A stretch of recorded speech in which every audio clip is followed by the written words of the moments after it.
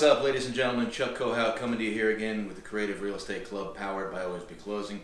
Go ahead and smash that subscribe button over there. We're on our journey to 1,000 followers and subs, and we're glad to have you on board. We're going to teach you as much as we can for free. So we've taken you through how to get your first deal so far. We've taken you through marketing, screening calls. Obviously, you're going to have to call people back. And what you're going to have to do is make an offer and an appointment. And this is going to sound a little fucking crazy and different than everything you've learned so far, but the way that we make offers is by not making offers. We don't talk about math, we don't talk about houses, we don't talk about comps. All that shit is fucking wrong.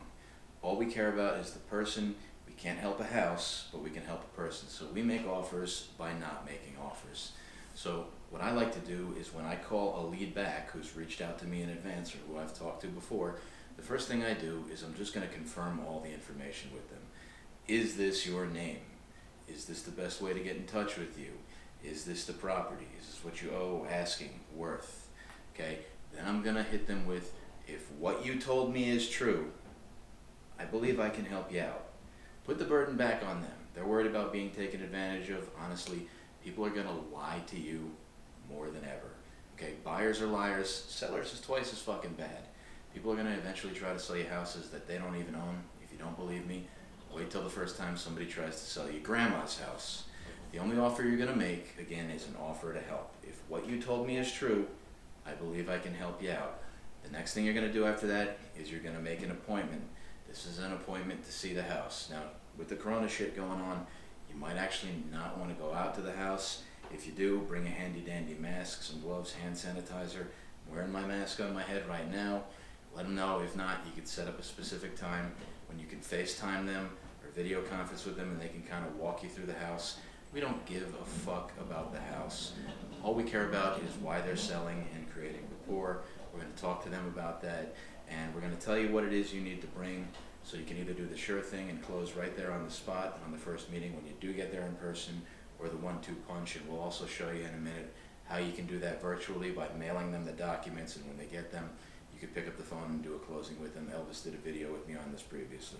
So now I'm going to take you through the 2 different closing tactics, and whether you're doing this in person or you're doing this virtually, nothing is going to change. If you're doing it virtually, you're going to send people original documents. It's better than asking them to print them out, because they may not have legal paper or letter paper. They may not have a printer at all. You're going to send them everything with sign here tabs or just a little highlighter on it.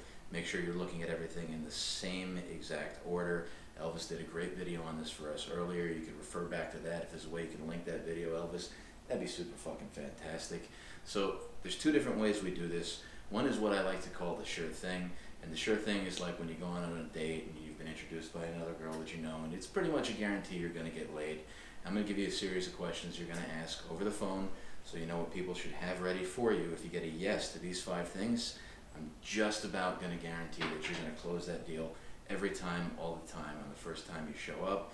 The other one is going to be the 1-2 punch, where there's a first date, you're going to get some things signed. It's kind of like maybe a kiss, and then you know you're getting laid on the 2nd or 3rd down the road.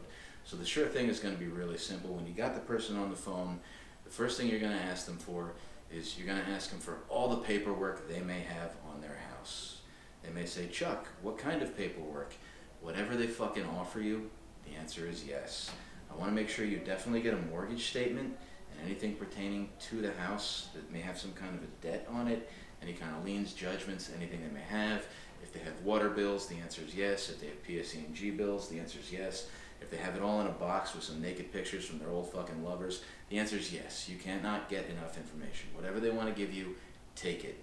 The next thing you're going to ask them to have ready is a copy of their ID. I don't care if they email it to you, if they show it to you virtually, if they give it to you in person, you're going to need that, because some of this stuff is going to need to be notarized, if not now, down the road. And you just need to make sure they're who they say they are. Put the burden back on them. You've been taken advantage of before, and trust me, you will. People will try to sell you houses they don't own.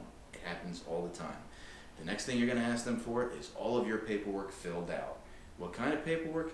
Whatever kind of fucking paperwork you bring, okay? If you want to get a copy of the paperwork, you can subscribe, you can go to one of our classes, or you can go to the Always Be Closing LLC website and get it there. But you're going to need to bring a whole bunch of paperwork with you, because you can't buy a house without that. People call me all the time, they're like, Chuck, I got a deal. I'm like, great, show me what you got signed. You got nothing signed, you don't have a deal, you have a fucking lead. Okay? A deal is when there's black ink on white paper and something has become real. So you're going to have to get them to fill out whatever kind of paperwork it is you bring. If you're doing the sure thing and you're going to try to close right on the spot, it's going to be like 11 to 15 documents you're going to have to get signed. And again, we went over that in detail on another video with Elvis earlier. After that, you're going to ask them for the keys to their house. Now, look, if they're home or they have kids home, or if it's a single woman, I may not get the keys. But I'm going to tell them down the road, I am going to need them. Give me a date when I can have them. If it's a single guy living there alone, I may take them. If the house is vacant, I'm definitely going to take them, because if you're moving out, you don't need the fucking keys anymore. And even though I own the house and I can literally, legally break down the door to get in, I don't want to have to do that, because then I got to pay to have it fixed. So give me the keys to your house. It ain't going to be your house by the time I get done with you. I'm going to need them. And if they're not out at the time you go through all the paperwork with the sure thing close, you're going to need to know, when can they be out. You're going to have to set a date. A lot of times you're going to be buying things that are short sales. Many times it is illegal to give a seller money on a short sale unless the bank approves it. But it is not illegal to pay for movers.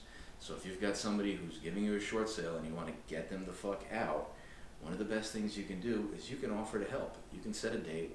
You can come with your friends or set up a moving truck and get the fuck out. And even if they complain down the road, the judge will tell them and tell you, if this should ever go to court, even stupid people know when they move out of their house, they're not staying there. So that's the sure thing. Now, the 1-2 punch is going to be a little bit easier. You guys are going to have a seller's checklist. That's all the documents you're going to have to get from a seller.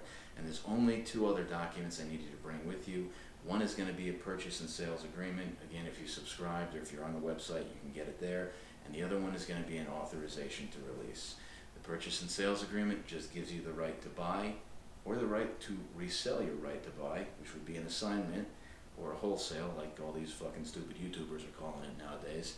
And the authorization to release is just going to allow you to contact their bank and make sure they owe as much on the mortgage as they told you they did. Don't be surprised if they owe more. Don't be surprised if they owe less. But the bottom line is, nothing except time has really exchanged hands here.